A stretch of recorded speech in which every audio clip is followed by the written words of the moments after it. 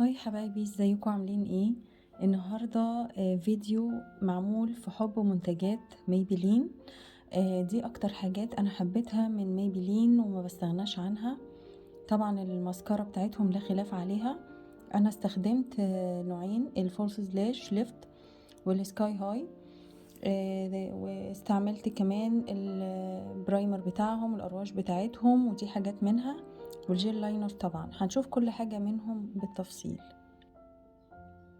اول حاجه الماسكارا دي يا جماعه تحفه، سوادها فاحم. الفرشه بتاعتها مريحه جدا في الاستعمال. دي فرشتها مريحه جدا في الاستعمال. وبعدين من اول كوت بتديكي تغطيه ممتازه جدا، فيعني انا بصراحه ما بستغناش عنها. سعرها كمان كان اقل من السكاي هاي، وعلى فكره نتيجتها بالنسبه لي احلى من السكاي هاي. عيبها الوحيد ان هي مش ووتر بروف، يعني لو نازله ميه او حاجه هي هتسيح معاكي، لكن غير كده نتيجتها تحفه من اول كوت فعلا. يعني انا برشحها عن السكاي هاي كمان لو انتي مش هتنزلي ميه او كده. فالماسكارا دي ممتازه عن تجربه. تاني واحده طبعا معشوقة الجماهير هي سكاي هاي، اللي عملت قلبان من قبل ما تنزل مصر. الماسكارا حلوة مفيش كلام. الفرشة بتاعتها برضو رفيعة وسيليكون.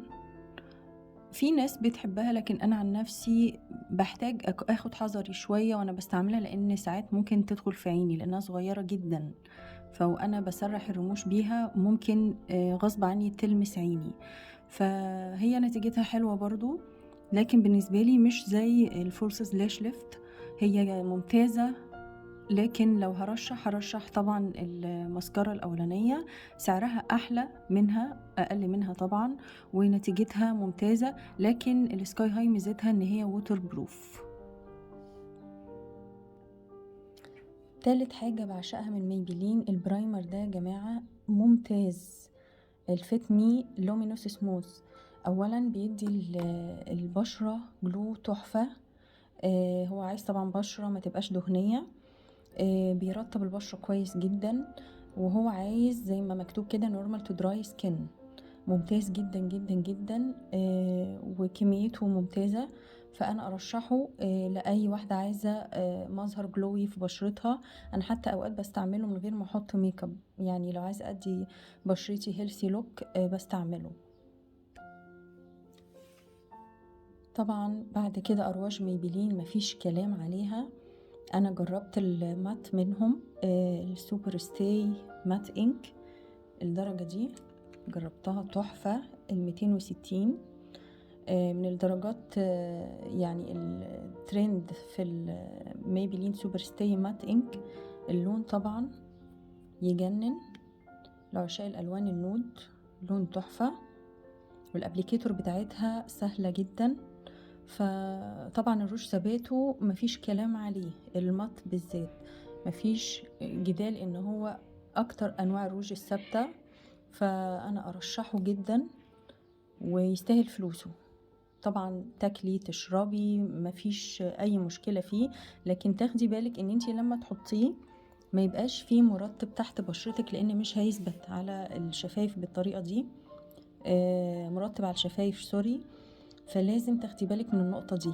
لو هترطبي شفايفك تحطي المرطب وبعدين تمسحيه، وبعدين تحطي الروج. لكن الروج ممتاز ممتاز ممتاز. نيجي بعد كده لأحدث حاجة نزلت من مايبلين، وهو الفاينل انك. طبعا ده روج مش مط، هو جلوسي شوية. انا بس عايزه اقول الروج حلو طبعا، لكن هو مش جلوسي قوي زي ما بيظهر في الصور بتاعته. لا، هو جلوس هادي شويه. دي بيتشي من الدرجات طبعا القويه جدا فيه. درجه تحفه. ابليكيتور بتاعته مختلفه شويه عن المات، لكن هي سهله برضو وممتازه. درجة تجنن بصراحة. ولو عايزين تشوفوا ريفيو عن السواتشز بتاعتهم هتلاقوها على القناة، سواء المات او الفاينل انك. طبعا هو ممتاز. الثبات بتاعه يعني مش هقول ان هو لو عملتي اختبار ثبات ليه بمنديل ولا حاجة مش هيطلع حاجة، لا بيطبع خفيف لكن اللون بيفضل على شفايفك. ازاي معرفش، يعني هو مش بيخف من على شفايفك، ممكن الجلوس اللي يخف شوية لكن اللون مش بيطلع. نيجي بعد كده للجل لاينر بتاعهم.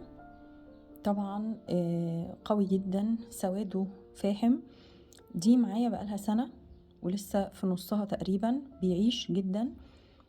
طبعا ارشحه بقوة، لان ده بقى تنزلي مية ما تنزليش مية مش بيطلع من العين الا بميك اب ريموفر او تغسلي وشك بغسول كويس. كل المنتجات دي انا حبيتها من ميبلين، وحبيت ان انا افيدكم معايا بيها عشان تجربوها. لو عجبك الريفيو سبسكرايب، لايك للفيديو وشير.